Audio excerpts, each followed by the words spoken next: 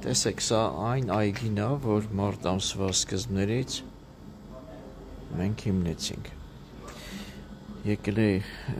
ջրի կարգավորումները տայ, քանի որ նախքան գազոնի ծլելը, ջրելը պարտադիր էր, որ մակերեսը միշտ խոնավ լիներ, եւ օրը մի քանի անգամ էր ջրվում, բայց մի րոպեով։ Կարևորը մակերեսն է։ Հիմա եկանք մի անգամվա թողեցին գիշերային ժամերին, եւ քանի որ արդեն ծլացել է, փորձում եմ սրանով ցույց տամ արդյունքը։ Նայեք։ Խոտի ծելի խտությունը նայեք, ունենք տարբեր բարդության աճած խոտեր։ Տեսեք։ Այս պահն էլ նայեք, ինչքան գեղեցիկ է։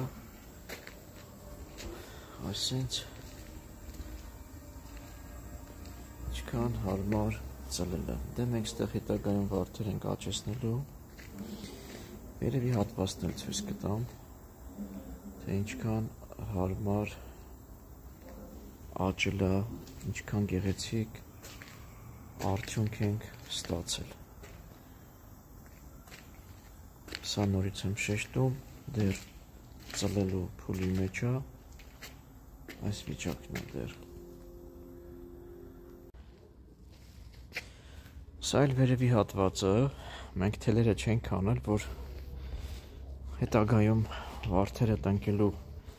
ժամանակահատվածում կրկին թելեր չփռենք, որտեղ ոնց լինի, տեսեք, մայթերը մաքրելուց բան կամ սերմի հատիկները, ոնց որ ասած, ոնց լինի լցվում է այս տեղերով, տեսեք, նորից ծլում է, էլի։